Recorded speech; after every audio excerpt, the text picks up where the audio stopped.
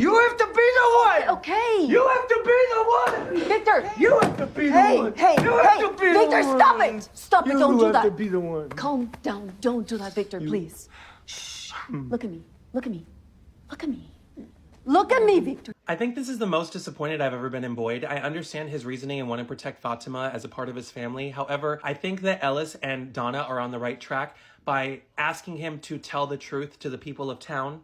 Because ultimately, yes, they're going to be upset that Fatima did this. A lot of the people in Colony House and a lot of people in town don't know all the things, the supernatural things that a lot of the main characters go through. And since they don't know what the main characters go through, it would be a good opportunity for Boyd to explain, hey, Fatima has something going on internally. We've been trying to figure out how to protect you guys, and we did not do that fast enough in time. I need to be a better leader for you guys and not allow these things to happen. Tilly did not deserve this. We need to collectively figure out what to do with Fatima other than putting her in the box, because it is not her fault, just like it was not Sarah's fault. We see the ramifications of Boyd never taking the time to explain that to the town when Donna comes into the sheriff's station later in the day, tells him they did not accept it. They did because you told them they had to, but they didn't actually want to accept it. They wanted Sarah to face some consequences. It makes sense that Sarah's gonna be the first suspect on everyone's minds because they do not trust her. We saw a couple episodes ago when she came into Colony House of Victor, all the looks that she was getting from people in the house. Also really enjoyed the fact that when Colony House was being interviewed by Acosta and Kenny, the guy in Colony House was like, oh, like, she's the reason your father's not alive anymore. Why aren't you asking her? And Acosta's like, what? This is not looking good for Boyd. Acosta already does not trust him. The town has lost faith in him. That is setting up a combination for everyone to hand over power to Acosta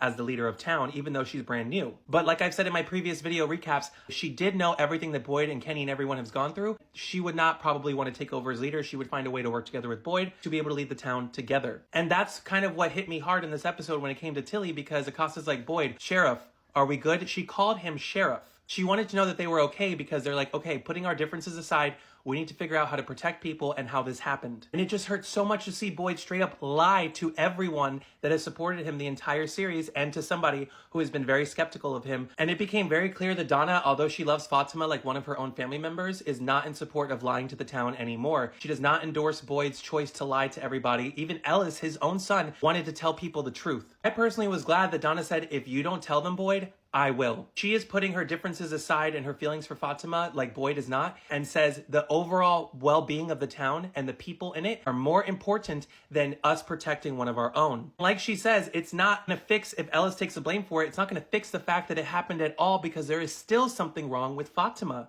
Now, before we get into Fatima and Elgin in this episode, I want to talk about Julie, because this is something that we have been trying to confirm as a theory for a long time. We can now finally confirm that time travel and the bootstrap paradoxes exist inside Fromville. If you followed my previous videos and you know that we've been talking about time travel and paradoxes for a while, a lot of people didn't want to believe that the show would implement that kind of thematic. It clearly has, because Julie went back into time and gave Boyd the rope that allowed him to escape the well that he was in and meet Martin. And even though that's what caused the music box curse to exist in the first place that overtook Julie, Randall, and Marielle, it was also the reason Julie was able to allow Boyd to be saved, which resulted in Julie, Randall, Marielle being saved by Boyd. And I'm going to break this down in a separate video later today or this week, explaining to you guys some things about the paradox and how we look at it overall. The rope and who threw it is officially answered. It was Julie. But there's something interesting when it comes to the story and world building of the show regarding Jasper. While Victor and Tabitha are in the tunnels in season 2, episode 1, Jade is in Colony House. He is about to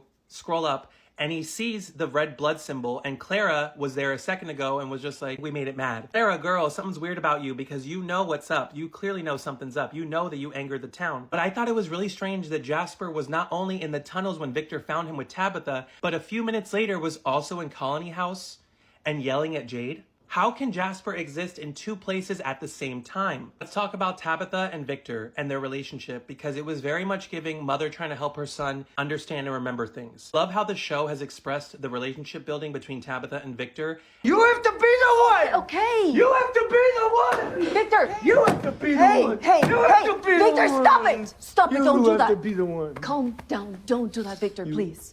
Shh. Look at me, look at me, look at me.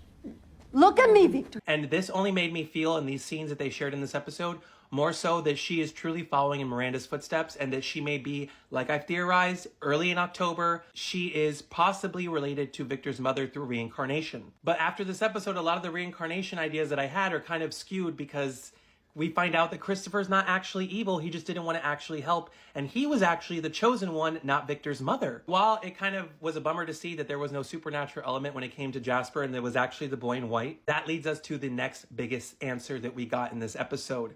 The story of how Fromville was built. And while I am going to go over that in a separate video later, I want you guys to know that this was the most defining answer of the entire series. Showed us in this episode that Victor was not a reliable narrator because he has so much pressure and mental health strain because of his time in the last 40 years in town. And with the help of Tabitha, he was able to remember what Jasper, or rather the boy in white, told Christopher all those years ago. We learned that Christopher was the chosen one and he did not want the responsibility. So Victor told his mother the story of the children and to go through the tree to save everyone. And now she becomes the chosen one. And Tabitha, when the boy in white pushed her out of the lighthouse last season, this is the only way. Now we know that that was the only way for them to set the children free. The boy in white tells us the answers to the end are at the beginning.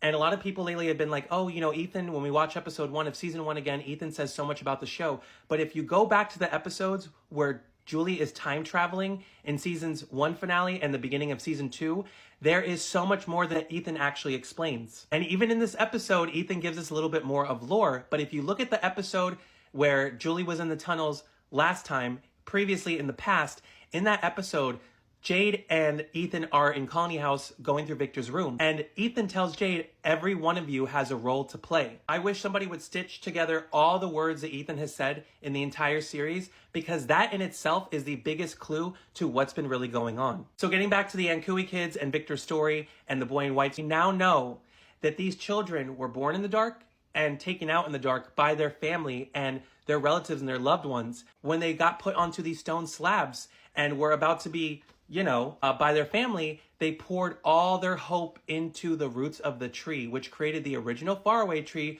which we can assume is the tree that has fallen in the road. It makes sense that the story now in episode 8, season 3 that we're getting about the symbol and how it came to be that Jade saw around the Ankui kids last season is why when Julie is time traveling, we see the same symbol in Colony House and Jasper. But again, we're going to cover this in a separate video because there's so much to talk about with it. Fatima and Elgin, I truly don't know what's going on with them. I'm very disappointed in Elgin right now. I really thought Tilly was going to be the big bad of this part of the season, but ultimately Tilly's not around anymore. And girl, I'm so sorry that I did not believe you. You were just a nice, sweet old lady trying to do your best for everyone around you. It is clear that Elgin is now the new Sarah. And so Elgin thinks that he's helping because that's what the kimono woman is telling him.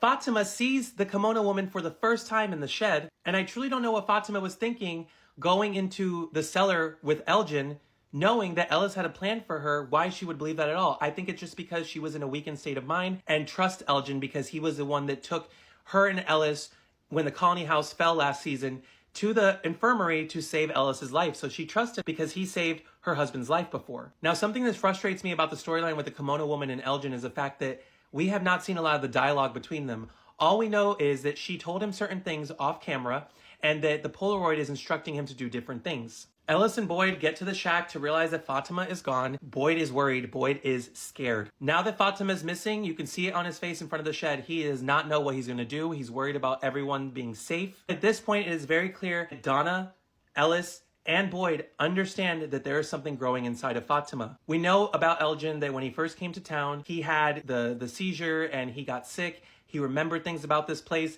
I think Elgin is a part of something with the time loop. Had theories before about him being Fatima's baby. But in this episode, he tells Fatima, you are having a baby. It's just not yours. Fatima is literally pregnant with a baby from Fromville. Like, that is so mind-blowing to me. Elgin takes his you-know-what out of his arm to fill it into a jar and a bag so that assumably Fatima can feed off of that. We already saw her try to do this with Nikki, and maybe she needs to complete certain steps for the baby to actually grow. I just don't know what the kimono woman said to Elgin that would make him think that this would be safe and help everyone escape. Because my other idea is like, okay, is she pregnant with the kimono woman's like baby ghost? If so, what kind of baby is gonna come out of Fatima? Like, it is so, I don't know what to even think about that. Could it be that he was listening to that song that is what tethered them there and sent them to town? I don't know. But I thought that was pretty interesting for the creators to put into the show.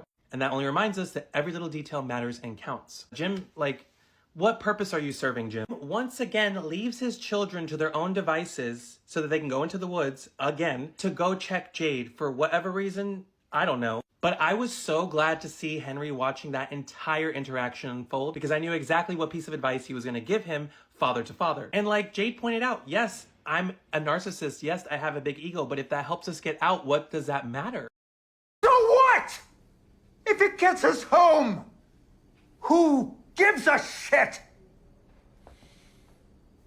No, I'm not going to do this. I'm sorry. I'm not going to do this. I'm not going to waste any more of my time. Listen. And yet Jim still thinks for some reason that he's filling Tabitha's head with these ideas when Tabitha, like Jade said, is a grown woman and Tabitha herself has a connection to this place that for some reason Jim doesn't understand. So even after telling your wife that something in this place knows things about you, you still believe that she does not know anything that's going on or that she has no idea what she's actually doing. And it's like Henry said, you are not doing this for your family, Jim. You're doing this because you're scared and that's the only way you know how to react. And I'm really glad that he put Jim in his place because realistically, without Henry, nobody would ever have checked Jim. The most helpful thing that Jim has ever done was to build the radio tower.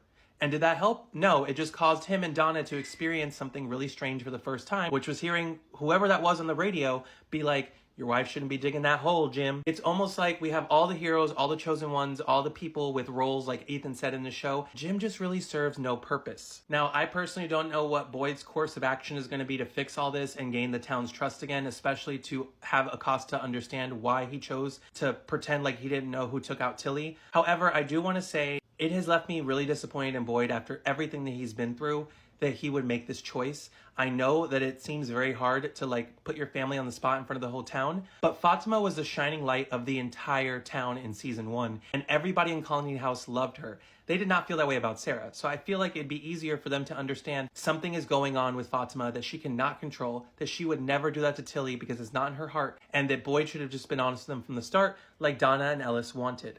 I also got kind of bummed out that Julie woke up right before she was able to see what was going on in the cave with this flame and the Ankui kids. How did Martin know Julie's name? Does time even exist at all in the dungeon? Are the dungeon and the tunnels parts of Fromville that do not constrain to any forms of linear time? Maybe with this, Victor always knew the actual story of what was going on, and it took him this long to remember. It wasn't until he built this relationship with Tabitha that she was able to get him to remember. And although we understand now how Fromville was made because of these children, the tree roots and the original faraway tree, there's so much more to talk about. Thank you guys for joining me today and going over this recap and discussion with me. Let me know what you thought of this episode in the comments below. Don't forget, we have more theory videos and discussions on this episode coming over the next few days. I hope you guys enjoyed it. Thank you so much, and I will see you again next Monday. He said the children were born in the dark, and then they were murdered in the dark.